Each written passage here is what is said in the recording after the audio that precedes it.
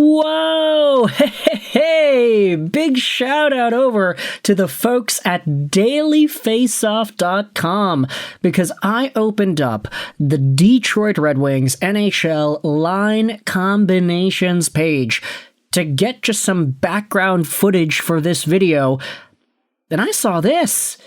That's so beautiful. Red Wings jerseys for all the non-Olympians, an American jersey for Larkin, a Sweden jersey for Raymond, and a Germany jersey for Mo Seider. Look at all of the colors on there. Is that not beautiful? Is that not so cool to see? Yeah, there probably should have been another American jersey here. Just saying. Alex DeBrincat, sorry buddy, you got snubbed real bad. Also, Team Austria couldn't use Marco Kasper? I kind of find a hard time believing that, to be honest. But anyways, you know when you look at an article and you think to yourself, wow, that's a really cool idea. I wonder what the article goes out there and says. Well, that's exactly what I experienced when taking a look at this piece posted by Joshua Deeds on RedWingsInsider.com. Here are 3 trades that Steve Yzerman should consider after missing out on Artemi Panarin. Pretty simple presence, pretty simple premise. And I wanted to go out there and just talk about each of these 3 names because it makes for a fun title and a fun video topic, and we don't have to dive too deep into every one because, hey, 3 guys, 1 video, it's not going to take an extraordinarily long amount of time to dive into them. So the article talks about how Steve Yzerman should consider these 3 trades after missing out on Artemi Panarin. While the NHL trade deadline is weeks away, the Wings have already missed out on Quinn Hughes and now Panarin. Both players had been on Yzerman's radar, but the Wings' trades for each fell through due to a lack of extensions for Hughes. Panarin chose to head to LA, leaving the Wings with unaddressed needs in the lineup: a top 6 forward and a right shot D. Now, I know what you might be thinking. Wait a minute, Quinn Hughes ain't a right shot D. Yeah, I know, but Quinn is one of the best defensemen in the world, and we are starting to see that on display at the Olympics. Look, I'm a Canucks fan. It pains my heart to say it. I do think that Quinn Hughes on a good day is the best defenseman in the world, but now that he's not a Vancouver Canuck, I don't feel obliged to continuously bring that up. So, yeah. Anyways, here are 3 trade options for the Red Wings in March. You've got Vincent Trocheck listed as the first one, as he has continuously been linked to the Red Wings by NHL insiders, including Marco D'Amico. While he may not be the sniper that Panarin was, he fills another need, down the middle. He's under contract through 28-29 at $5.6 million a year. He would fit the criteria for Yzerman. He's got term left on his deal and would bolster the depth of his centers on the lineup. He can play a 2-way game and is capable of winning draws at 54.2%. He could be an ideal player to slot in between Patrick Kane and Alex DeBrincat. That is indeed the case here. Vinny Trocheck and his profile, I would say, is one of the more reasonable ones on the market if you're trying to project whom it is the Red Wings could or should target. He pretty much checks every box, right?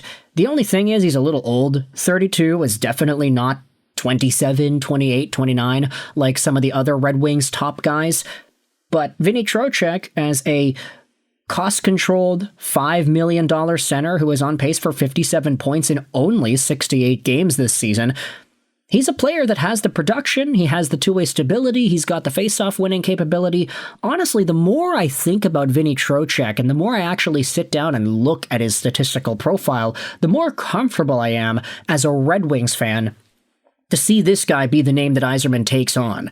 Is it the sexiest pick out there? Absolutely not.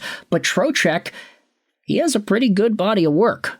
Like, if you had asked me, hey, how many points has Vincent Trocheck scored in his career as a career high in a season? Like, I would have said, oh, maybe like 60. Nah, he's reached 70 multiple times. This season, he's on pace for 57 while missing 14 potential games on the year.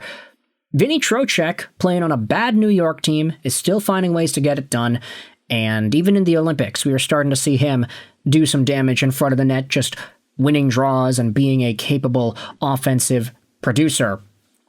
Meanwhile, you dive into some of the other names listed on this article. The second name that Yzerman should go after is Justin Faulk. The other need the team has to address, it's the defense. Faulk would be a right-shot defenseman with some term. While Yzerman doesn't need to rush into something, there could be options in July once free agency rolls around. If Yzerman chooses to go another route, he could look to Luke Schenn, Andrew Peeke, or Connor Murphy. But Faulk would play a meaningful role in the top four with his ability to play on the power play, and he would be able to lend a hand on the PK. This season, he's got 30 points in 57 games, putting him on pace for 50. He's been productive, adding 97 block shots, 44 hits, and 19 takeaways. Now, the funny part is, I was actually looking at some Justin Faulk stuff earlier in the week because I was like, hey, I was curious about the Olympics and looking at guys who had made an impact at the Olympics in the past. Justin Faulk is 33 years old. Did you remember that he was actually on that Olympic squad for Team USA back in 2014? He had 0 points in 2 games played, but 12 years ago, he literally made the team. He was 21 at that time. Absolute crazy stuff there. I didn't even realize that Justin Faulk was on Team USA's radar for the Olympics back in 2014. And it's kind of interesting because I think we started to see some of the best hockey out of Justin Faulk after that. 49 points in 82 games for Carolina. Give it a decade, and inevitably he's getting 50 points in 82 games for St. Louis. This year he is on pace for 43 points, which is awesome considering the fact that St. Louis kinda sucks.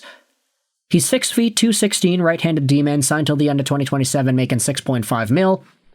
Again, like with Vinny Trocheck, he is a little old compared to the window of guys that you have mainly dominating the wings right now. Mo Seider is 24, 25. Lucas Raymond is younger than that. Dylan Larkin, the captain, is in his 29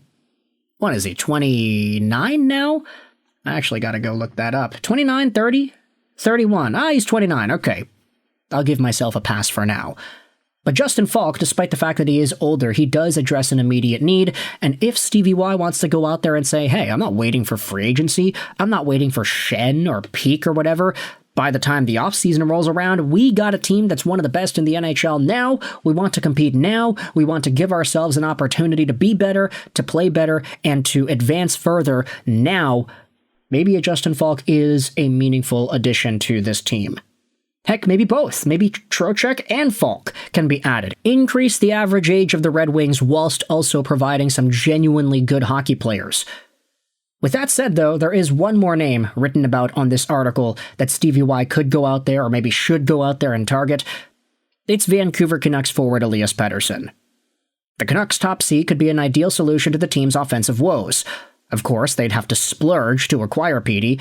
The former 100-point player has been through a rough patch as of late after dealing with drama with JT, but he deserves a fresh start.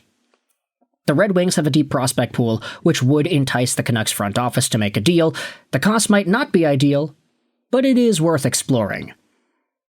And I'm so conflicted on Petey at this point, because we did make a video just the other day talking about his opening game for Team Sweden against the Italian team, talking about how, hey, he actually played pretty well. He didn't score any points, but he hit a post and he had a shorthanded breakaway that was denied by Damian Clara. He looked pretty good, but at the same time, we are also having conversations about Pettersson being the next Jonathan Huberdeau. And at $11.6 million, it's really hard for any opposing team to go out there and look at this dude and say, yeah, that's the guy that we want to add on. That's the guy that should be our next target. If you fully believe the assessment that Petey will get better if he goes to a brand new squad, then maybe it actually is worth the risk. Maybe it is worth it to take a look at what Petey can be and say, yeah, we want to take a risk on that at $11.6 million till 2032. It's a gamble we're willing to take. Pettersson is 27 years old, so he is right in that age pocket for what the Red Wings are at their core. And I want you to let me know your thoughts as to whether or not this could be an appropriate guy to turn to after missing out on Artemi Panarin. All three of these guys, Vincent Trocheck, Justin Faulk, Elias Pettersson. Let me know in the comments all your opinions. How do you feel about these potential additions? I hope you enjoyed this video. And bye.